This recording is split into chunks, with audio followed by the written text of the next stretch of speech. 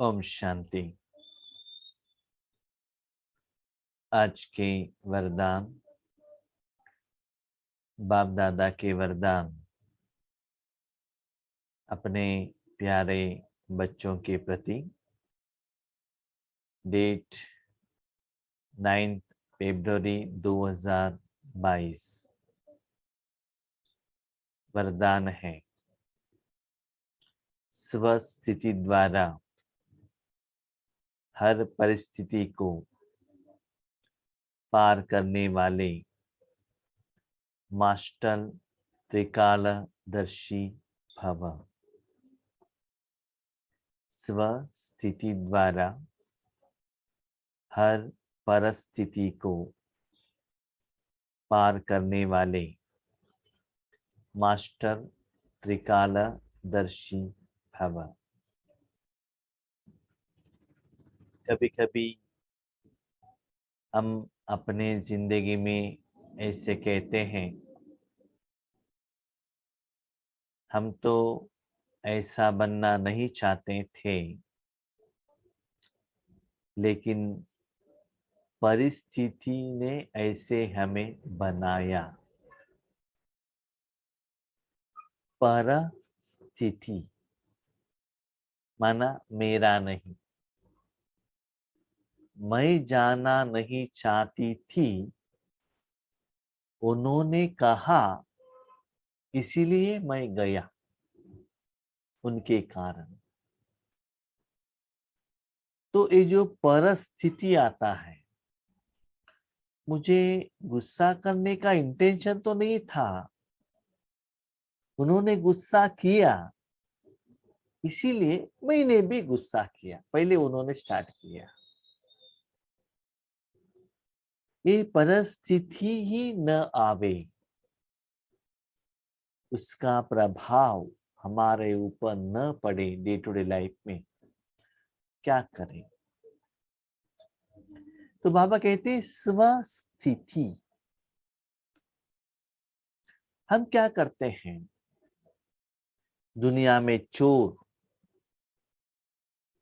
या और कोई देश वाले जो एनिमीज हमारे ऊपर न आए, इसलिए हमारे देश के लिए बाउंड्री लगाया है, मिलिट्री लोगों को खड़ा किया है, स्टेट लेवल में मार्किंग कर लिया है, डिस्ट्रिक्ट बाउंड्री में पुलिस खड़े हैं, और शरीर के लिए घर का प्रोटेक्शन है, धन के लिए बैंक का प्रोटेक्शन है, तन के लिए कपड़े का प्रोटेक्शन है, कोरोना के लिए वैक्सीन का प्रोटेक्शन है, और मन के लिए। तो बाबा कहते हैं बच्चे मन को ऐसे प्रोटेक्शन दो, आत्मा को ऐसे प्रोटेक्शन दो। माया, विकार, आपने ही किया हुआ कर्मों का हिसाब किताब इंद्रियों के द्वारा आत्मा को हिला रहा है, मन द्वारा। जब मन का जो स्थिति को स्वास्थ्य रखेंगे, ठीक से मेंटेन करेंगे, तो कोई भी शक्ति, कोई भी माया, कोई भी विकार आपके ऊपर कुछ भी नहीं कर सकता है। तो आत्मा और मन को प्रोटेक्शन देना बहुत जरूरी है, क्योंकि आज आप जानते हो वायुमंडल में मनुष्य आत्मा के मन में इतना प्रभाव है, इतना टेंशन है। भले तन में उतना बीमारी नहीं है तो भी समाधान है, डॉक्टर के पास जाएंगे तो मेडिसिन तो है, लेकिन मन तो इतना टेंस्ड हो रहा है। क्यों? क्योंकि स्वस्थिति, उसका प्रोटेक्शन, आत्मा का प्रोटेक्शन हमने नहीं किया है। तो आत्मा और सूक्ष्म इंद्रियों का प्रोटेक्शन कौन करेगा? आत्मा का पिता परमात्मा ही तो कर सकता है। आत्मा को जन्म दिया परमात्मा ने, एजुकेशन दिया परमात्मा ने, ज्ञान दिया परमात्मा ने, वर्षा दिया परमात्मा ने। आत्मा को जो चाहिए वो मांग रहे हैं परमात्मा से। माताश्च पिताश्च बंधुश्च सखात्वमेवा। आत्मा के लिए जो चाहिए वो देने वाला भगवान है। और बाबा ने हम बच्चों को इतना राइट्स दिया है, बच्चे सदा मेरे गोद में भी आप आकर बैठ सकते हो, ये परमिशन भी बाबा ने दे दिया है। सिंहासन का ताला भी आपके हाथ में दे दिया है, तो सदा सेफ रहना। तो एक बात बाबा ने यहाँ कही, बच्चे मास्टर त्रिकालदर्शी भव, क्योंकि ज्ञान सागर बाप ने हमें ज्ञान दिया है। क्या दिया? 3 कालों का ज्ञान, पास्ट, प्रेजेंट, फ्यूचर। अपने को देह समझ लिया, देह अभिमान में कर्म किया, तो रिजल्ट्स क्या हुआ? नीचे गिरते आ गए, कलयुग में पहुंच गए। ये तो पास्ट। फ्यूचर में क्या करना है? सदा शांति, सुख, आनंद, प्यार, स्वर्ग में मस्त रहना है। वर्तमान में क्या करना पड़ेगा? पहले जिंदगी तो ऐसा ही हुआ, आगे ऐसे मुझे रहना है। तो वर्तमान के आधार पर भूत और भविष्य है। तो बाबा कहते ये तीनों कालों का ज्ञान मन में रखते हुए, अंतर मन से देखते हुए, अभी आप निर्णय ले लो आपको क्या करना है। इस जन्म में आपको मालूम है बच्चे, जब देह भान में हम कर्म करते हैं तो उसका असर क्या है। और वर्तमान में जब राजयोग का प्रैक्टिस करते हैं, मनसा सेवा करते हैं, ईश्वरीय सेवा करते हैं संगम युग में, उसका रिजल्ट क्या है। और सेवा होने के बाद डे टू डे लाइफ में उसका सहयोग, सपोर्ट, दुआ, आशीर्वाद, जमा का खाता भगवान द्वारा हमको कितना मिल रहा है, यही जिंदगी में 24 घंटे आवर का एक दिन में आप अनुभवी हो। तो इस अनुभव के आधार पर आप जानते हो, बीके लोगों को है ना, जिस दिन ज्यादा समस्या रहता है उस दिन अमृत वेले बहुत अच्छा याद आता है। अमृत वेला नींद नहीं आता है। और कोई बड़ा एग्जाम है, टेस्टिंग पेपर है, घर में कुछ बड़ा प्रोग्राम है, तो बाबा का घर भी याद आता है, ईश्वरीय सेवा भी याद आता है। क्यों? वो करने से, वो कर्म का फल से हमारा कर्म क्या हो जाएगा? निर्विघ्न हो जाएगा। वो अनुभव बीके लोगों के पास है ना। इसीलिए स्वस्थिति को, स्वस्थिति मानना जिसके पास पैसा है, कोई भी समस्या आने दो ना। बच्चे को कोई कॉलेज में एडमिशन करना है, नो प्रॉब्लम, बैंक बैलेंस है। तबीयत ठीक नहीं है, हॉस्पिटल में एडमिशन कर सकते हैं। 3 महीने का रेशन स्टॉक करके रख सकते हैं। क्यों? आपने ही कमाई किया हुआ सेविंग्स बैंक अकाउंट में जमा है। अभी आप बताइए, तन के लिए उतना कमाई करके रखते हो, क्या 5000 साल के लिए आत्मा और मन के लिए कमाई नहीं चाहिए क्या? उसके लिए सेविंग्स नहीं चाहिए क्या? आपके पास ज्ञान है बच्चे, आत्मा का कमाई सिर्फ संगम युग में ही कर सकते हो, एक जन्म में ही कर सकते हो। उस एक जन्म में भी बहुत समय बीत गया, अभी भी थोड़ा समय है। ऐसा भी कैलकुलेशन मत करो कि अभी भी 13 साल है, ये भी बाबा ने कहा। तो ये सभी ज्ञान होने के बाद आप डिसाइड करो कि आपको किसकी तरफ ज्यादा अटेंशन रखना है। तो जितना ये जो रूहानी कमाई से अंतर मन इतना प्रोटेक्टेड हो जाएगा, तो परिस्थिति कुछ भी नहीं कर सकता है। आप देख लीजिए, सिटी में जो लोग रहते हैं ना, ठंडी के मौसम में स्वेटर पहनते हैं, कैप पहनते हैं, हैंड ग्लोव्स डालते हैं, शू डालते हैं, हाँ? फिर भी कोल्ड आ जाता है। गांवों में जो मजदूर रहते हैं ना, फार्मर्स लोग, कुछ भी पहनते नहीं है।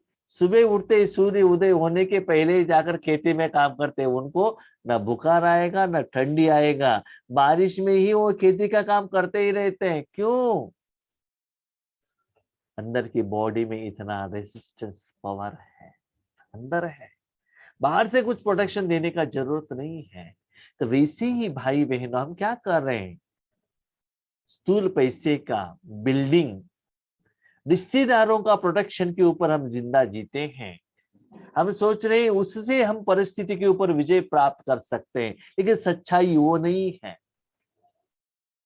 ये समय ऐसा आएगा, आपने किया हुआ कर्मों का फल भी आपको याद नहीं आएगा। उस समय सिर्फ परमात्मा याद आएगा। परमात्मा ही आपका प्रोटेक्शन कर सकता है।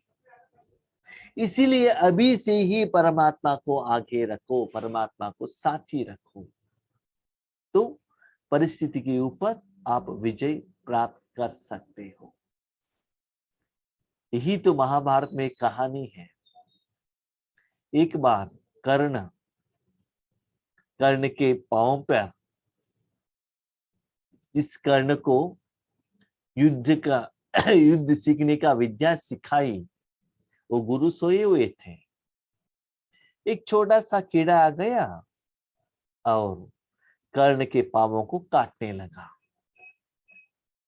तो उन्होंने सोचा कि मुझे दर्द तो आ रहा है, लेकिन मेरा गुरु है ना, उनका निद्रा वो डिस्टर्ब नहीं होना चाहिए। तो उन्होंने इतना सहन किया, सहन के इतना ब्लड बह रहा है, वो ब्लड डाकर उस गुरु को टच हुआ। टच होने से वो गुरु जाग गए। जागते उन्होंने देखा इतना ब्लड फ्लो हो रहा है। तो उन्होंने पूछा, आप कौन हो? भाई, तो सिर्फ ब्राह्मणों के लिए मेरा एजुकेशन देने का मेरा संकल्प था, लेकिन ब्राह्मणों में इतना सहन शक्ति नहीं हो सकता है। आप कौन हो? सच बताओ। ये तो सिर्फ क्षत्रियों में ही हो सकता है। तब कर्ण ने कहा, मैं सूत पुत्र हूं।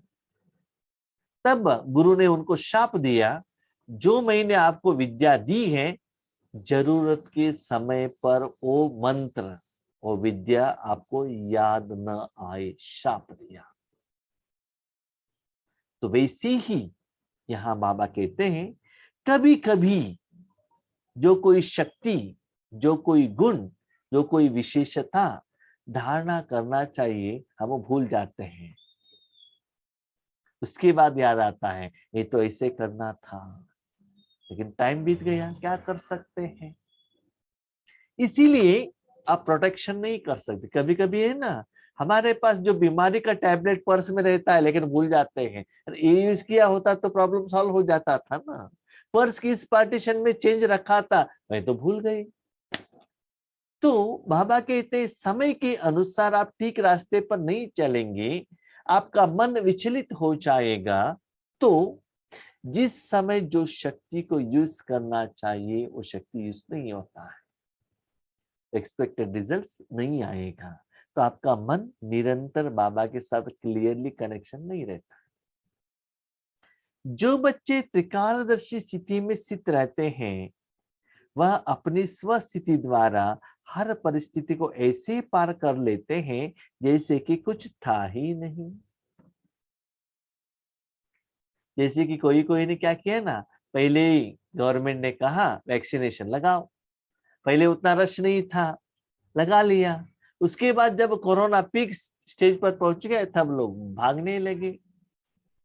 तो पहले जो रेडी थे उनको कुछ हुआ नहीं, थोड़ा कुछ हुआ होगा, लेकिन उसका असर ज्यादा आया नहीं।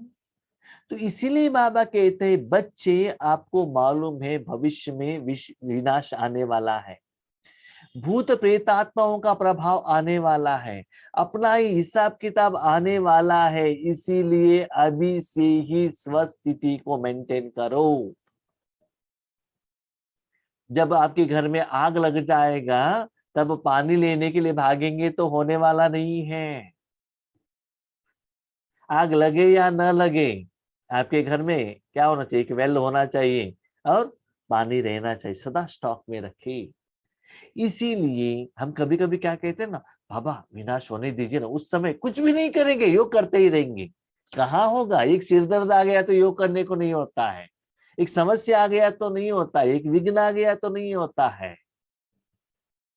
तो उस समय कैसे करेंगे, जमा करने का समय अभी है बच्चे।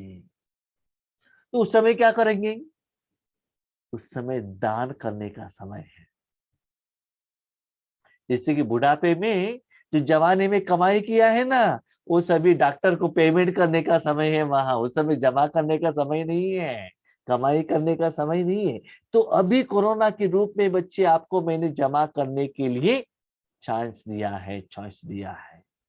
नॉलेजफुल त्रिकालदर्शी आत्माएं समय प्रमाण हर शक्ति को, हर पॉइंट को, हर गुण को ऑर्डर से चलाते हैं।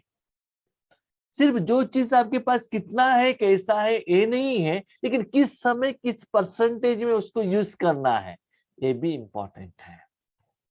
पहले आपके पास कितना भी चीज हो, मैंने देखा है गांवों में ना, विलेज लेवल में उनके पास उनके दादाजी के रूप में बहुत लैंड रहता है, 1 एकड़ 2 एकड़ लैंड को सेल कर लेते हैं, करोड़ों रुपए आ जाता है।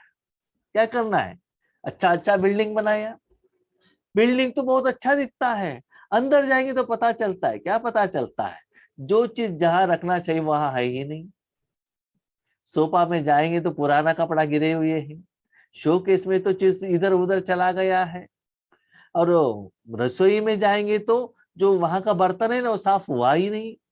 तब उनके मन का जो संस्कार है वो पता चलता है। भले घर आपके पास है, लेकिन उस घर को कैसे मेंटेन करना है, किस चीज को कहाँ रखना है, वो डिसिप्लिन आपको मालूम नहीं है, वो पता चलता है। घर में कौन है वो देखने का जरूरत नहीं रहता है। तो वैसे ही भगवान ने आपको कितना भी कुछ दिया हुआ हो, भले ज्ञान, सेवा का चांस, विधि विधान दिया हुआ हो, लेकिन समय के अनुसार आपने यूज नहीं किया तो वो बढ़ेगा नहीं, यूज नहीं होगा तो प्रॉफिट आएगा नहीं, मल्टीप्लिकेशन नहीं होता है। तो चेक करो, बाबा ने दिया हुआ विशेषता को, गुणों को, शक्ति को समय पर चलाते हैं। ऐसे नहीं कि समय आने पर ऑर्डर करें, सहन शक्ति को, और कार्य पूरा हो जाए फिर सहन शक्ति आ जाए। ऐसा नहीं होना चाहिए। आपने सहन शक्ति को बुलाया, काम होने के बाद वो आ गए तो क्या फायदा। जैसे कि ज्यादातर क्या होता है ना, घर में जो पिता रहते हैं बच्चों को बुलाते हैं, भाग भाग कर आ जाते हैं, माँ बुलाते हैं डोंट केयर, चलता है। हाँ, माँ है ना बोलती रहती, थप्पड़ लगी लगाते हैं, पिता बोलने से ज्यादा थप्पड़ मिल जाता है, वो मालूम है बच्चे को। इसलिए पिताजी ने बुलाते, आंख ऐसे करते, भाग भाग कर आ जाते हैं। माँ से नो प्रॉब्लम, चलता है। इसीलिए बाबा कहते बच्चे ऑर्डर करो, अपने पास जो शक्तियां हैं समय के अनुसार यूज करो। चेक करो अपने जिंदगी में, क्या अपने कर्मेंद्रिय, ये जो शक्ति समय के अनुसार आपका ऑर्डर मान रहे हैं। जिस समय जो शक्ति जिस विधि से चाहिए उस समय अपना कार्य करें, तब कहेंगे खजाने के मालिक, मास्टर, त्रिकालदर्शी। जिस समय जिसका जरूरत हो, या बाबा मुरली में कहते हैं बच्चे आज इस शक्ति को यूज करो, आज इस इंद्रियों को यूज करो, आज इस वैरायटी से योग करो, इस वैरायटी से सेवा करो, उसके अनुसार चेक कीजिए। अमृत वेले में बैठता हूं, नींद नहीं आना चाहिए, ज्ञान सुनाता हूं तो ज्ञान का क्लैरिफिकेशन आना चाहिए। जो भी आप करते हैं ना, उस समय बाबा का सहयोग का फीलिंग आपको होना चाहिए। तो समझ लीजिए आपका ईश्वरीय जिंदगी ठीक रास्ते पर है। थोड़ा भी गड़बड़ हो गया है तो ज्ञान को ठीक से एप्लीकेशन करने को आपको नहीं हो रहा है। माना इन एडवांस आपके पास वो शक्ति का जमा भी नहीं है, जमा है तो भी कैसे यूज करना है ये ज्ञान आपके पास नहीं है। तो वो लाइन में आपको ठीक करना पड़ेगा। स्लोगन, जो स्वस्थिति में रहते हैं, जो सदा खुश रहते हैं और सबको खुशी बांटते हैं, वही सच्चे सेवाधारी है। अभी बताएं कौन खुश रह सकते हैं? जिनके पास कोई चिंता नहीं है, कोई टेंशन नहीं है, ना परिस्थिति है, ना दर्द है, ना विघ्न है, ना समस्या है, वही तो खुश रह सकता है ना। तो वही आत्मा अपने तन मन धन जन समय संकल्पों को भगवान के हवाले कर सकता है। बाबा अभी मुझे कोई काम नहीं है, मैं जागृत अवस्था में हूं, सब कुछ आप ले लो। बच्चे क्या करूं? आपका मर्जी। आप भी मेरे साथी हो ना, पार्टनर हो ना, उसके ऊपर आपका भी अधिकार है ना। आपके मर्जी के अनुसार यूज करो, आपके लिए दे दिया, जितना समय चाहो यूज करो। तो वो साधन का आवश्यकता आपके पास नहीं रहना चाहिए। अभी समझ लीजिए, आपने सब कुछ बाबा को दे दिया, बाबा विश्व के लिए अच्छा ही कर रहा है, क्या वो आत्मा खुश नहीं रह सकता है?